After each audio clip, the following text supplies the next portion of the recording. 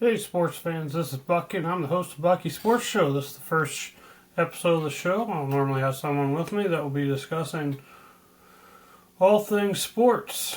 Tonight I'm going to discuss two college basketball games that are coming up this weekend. First will be the Indiana State Sycamores at the Belmont Bruins playing Saturday at 6 p.m. Before discussing this game, I'd like to note that I am a season ticket holder for ISU, and I will try not to show favoritism, but probably will. So, starting with the Indiana State Sycamores, they come in with a record 13-15, 7-10 in the Valley. Belmont comes in 18-10, 10-7 in the Valley. In the last five, Indiana State struggling to play defense. Scoring a lot of points recently. Just can't defend. Struggling to rebound. Ton of turnovers. Belmont, their last five, they're 3-2.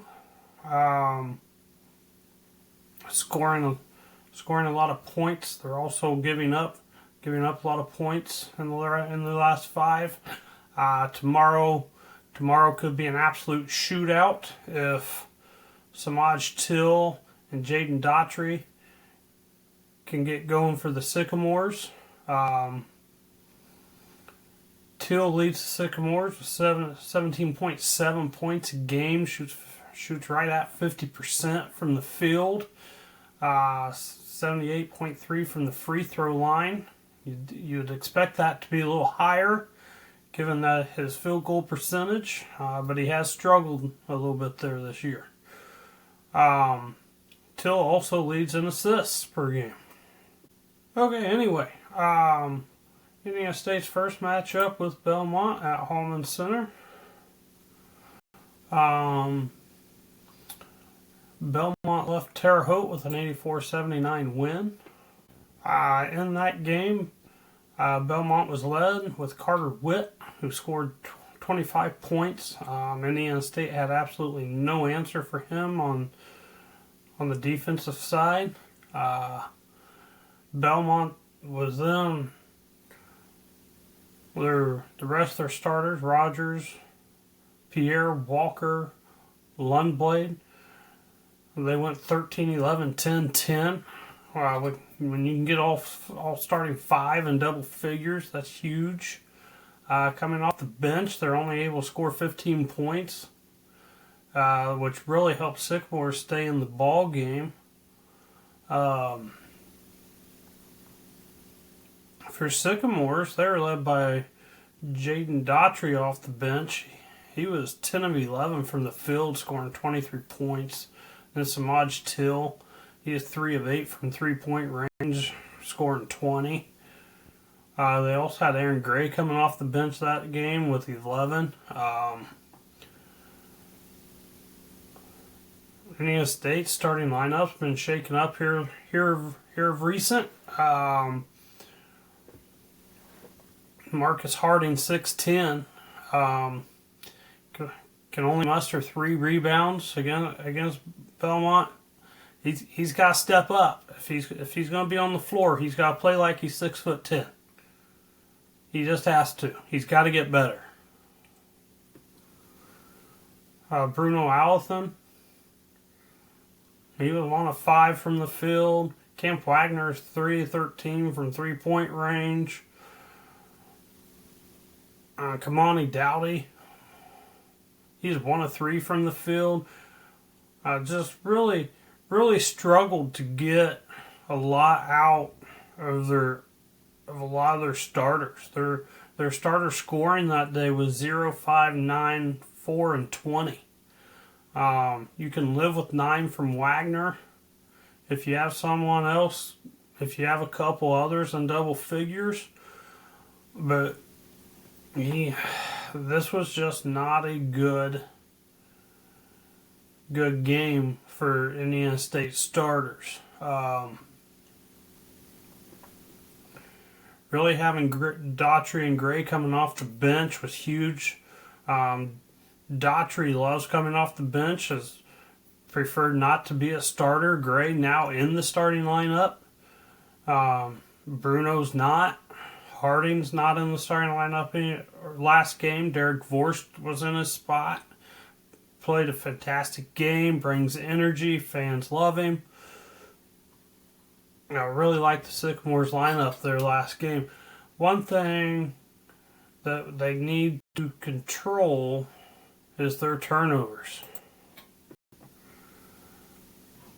In the last game, Indiana State led the turnover battle. That's what kept them in the game.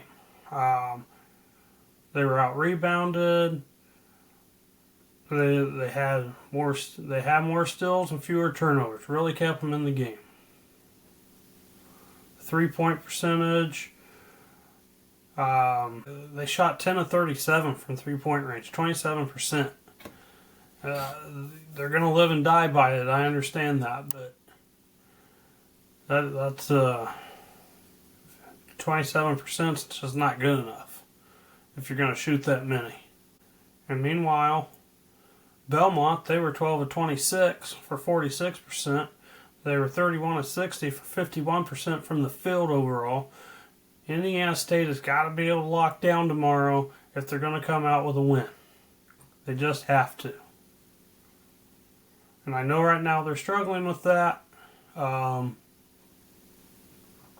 they really got to lock down tomorrow and really give a great effort. Belmont's not an easy place to go win, so they're going to have to play extremely well tomorrow to come out of Nashville with a win. And the next game we want to talk about tonight is the Indiana Hoosiers hosting number 13 in the nation, Purdue Boilermakers. So in their last 5, IU is 1-4, and Purdue's 2-5. On March 31st, IU and Purdue played to an 81-76 game that favored the Purdue Boilermakers. IU really played well that night. They were up 41-37 at the half, and they just could not finish. Kenzie Mbako had 25. Omar Ballo had 14. Luke Goody came off the bench with 13. Trey Galloway came off the bench with 15. I would like to note Trey Galloway, first game without his headband, actually played hard that night. Trey Galloway with the headband, I don't like it. I think he plays soft with the headband. I think he plays hard without it. At Purdue, they're just too much that night. Braden Smith went all 40 minutes. 11 of 21 from the field, 24 points. Trey Kaufman-Wren, he was 10 of 13 from the field, 23 points. And they had Fletcher Lawyer, had 15 for him. So they had 3 starters there in double figures, whereas Indiana only had 2. Difference in this game really came down to turnovers. Indiana had 20 turnovers to Purdue's 10. Purdue was able to put up 26 points off of IU turnovers. IU was only able to put up 15 off of Purdue's. Purdue will have to do a better job inside of Assembly Hall of keeping the ball out of the paint. IU was able to outscore Purdue in the paint 40-36 in the first go-round. IU shot very well from the field at 56%. They're 7-19 from three-point range. They do struggle shooting three-pointers this year. Purdue was an abysmal 2 of 13, 15% from three-point range, but they were 52% from the field. IU's going to have to do a better job of keeping Purdue out of the paint. They got to limit offensive rebounds. Can't give Purdue second chances. IU going to have to protect the ball a lot better. Purdue had 13 steals. So out of those 20 turnovers for IU, 13 of them were steals by Purdue. That was just a rivalry game. One of the best in the nation, in my opinion, in rivalry games, and it'll be electric inside Assembly Hall on Sunday afternoon.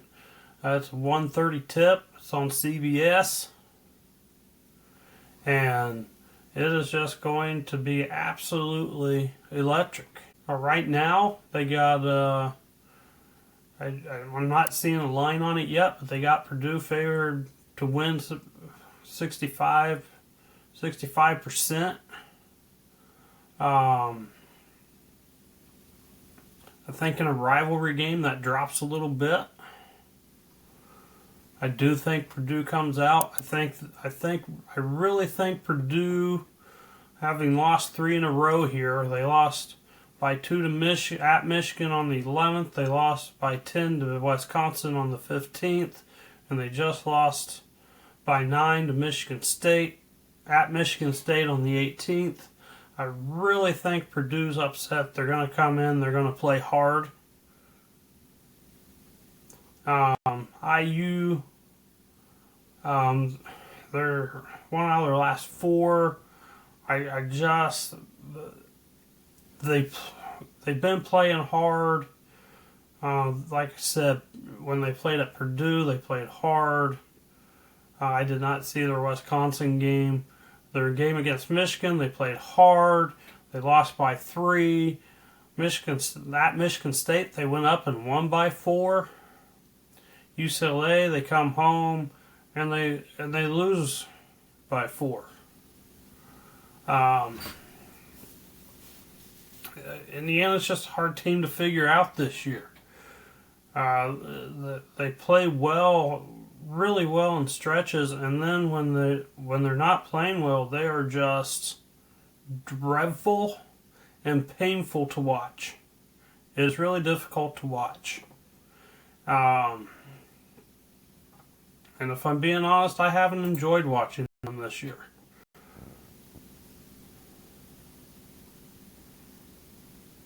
So Purdue is a huge game for them on Sunday.